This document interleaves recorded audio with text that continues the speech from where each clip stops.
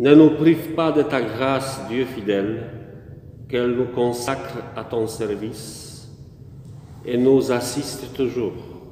Par Jésus-Christ, ton Fils, notre Seigneur et notre Dieu, qui règne avec toi le Saint-Esprit, maintenant et pour le siècle des siècles. Je voudrais commenter la première lecture, tirée du prophète Daniel. C'est la prière d'Azarias au milieu des flammes. Voilà. Je ne vais pas expliquer le contexte, on n'a pas le temps, parce que le roi voulait tout simplement punir les Israélites qui étaient des étrangers, qui n'ont pas suivi les coutumes et la religion des païens. Et je voudrais qu'on profite de cette méditation pour comprendre un peu l'Église, nous, le peuple de Dieu. Au milieu du feu, ouvrant la bouche, il dit, Azarias, à cause de ton nom, ne nous livre pas pour toujours et ne romps pas ton alliance. Ne nous retire pas ta miséricorde à cause d'Abraham, ton ami, Isaac, etc., etc. Donc, la première partie de cette prière, c'est la référence au passé, c'est-à-dire l'alliance de nos pères, et on parle de rompre l'alliance. Ne romps pas cette alliance, Seigneur. C'est-à-dire que si une église, un peuple, plutôt une église, s'éloigne de la fidélité à l'alliance avec Dieu, Dieu peut rompre le lien. C'est très dur, ça. On est dans le carême, c'est l'occasion de dire des choses dures. S'il y a une infidélité à l'alliance, on peut arriver à un moment où Dieu, pour faire guérir l'Église, il se retire. C'est bizarre. L'absence de Dieu peut parfois nous faire réfléchir.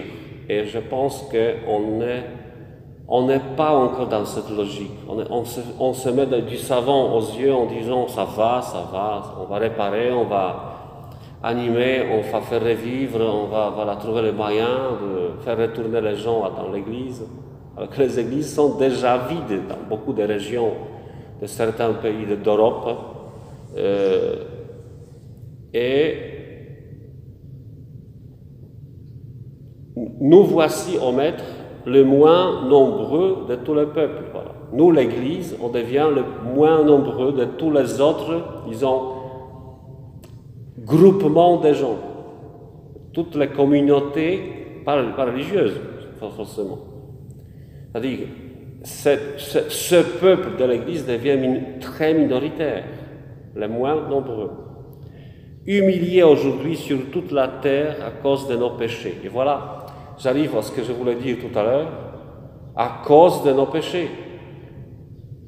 C'est la Bible qui dit ça. Je ne sais jamais dire ce mot en français, la diagnose ou diagnose. Diagnostic, c'est-à-dire. Je pense qu'on n'est pas encore arrivé à ce courage de se dire nos péchés, mais dans le sens Église. C'est-à-dire, quelles erreurs étaient commises parce que sans ce diagnostic ou diagnose, on ne peut pas guérir. C'est évident, la médecine le sait. On ne peut pas soigner quelqu'un si on ne sait pas quelle maladie il porte. Et le peuple d'Israël était chassé de la terre promise pour être puni de son infidélité envers Dieu. Et c'est symboliquement la situation de l'Église dans nos pays, où l'Église, à cause de ses infidélités et péchés, était expulsée de la société, est devenue minoritaire, insignifiante, etc. Il n'est plus en ce temps ni prince, ni chef, ni prophète. Ça, je ne vais pas commenter, c'est trop douloureux.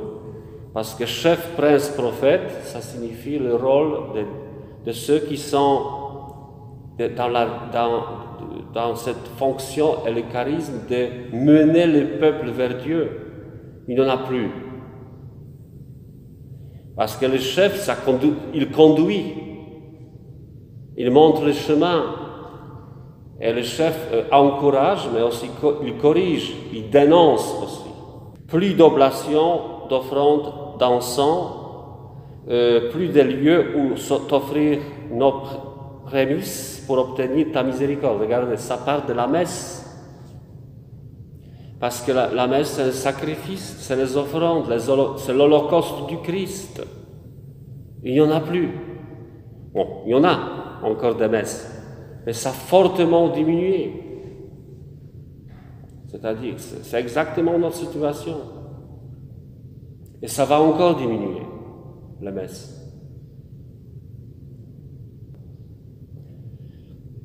Mais avec nos cœurs brisés, nos esprits humiliés, reçois-nous. Voilà, ça commence par là du remède. Quel est le remède pour cette situation? Le remède est dans ça.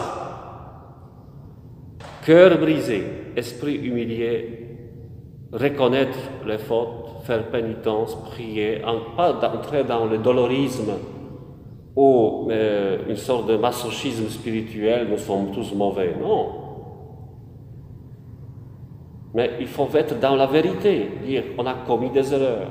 Et ces erreurs, il faut les reconnaître. C'est comme ça on va guérir et vraiment on va vivre une renaissance de l'Église. Parce que quand on se base sur la vérité, ça libère. Et là où on semblait que tout est mort, on peut revoir des sources jaillissantes de l'eau. Et les gens sont tout à fait heureux d'être avec Dieu et ces lieux attirent quand même pas mal de gens. Voilà, c'est dur, mais je dis c'est le carême et c'est la parole de Dieu qui nous inspire de telles réflexions.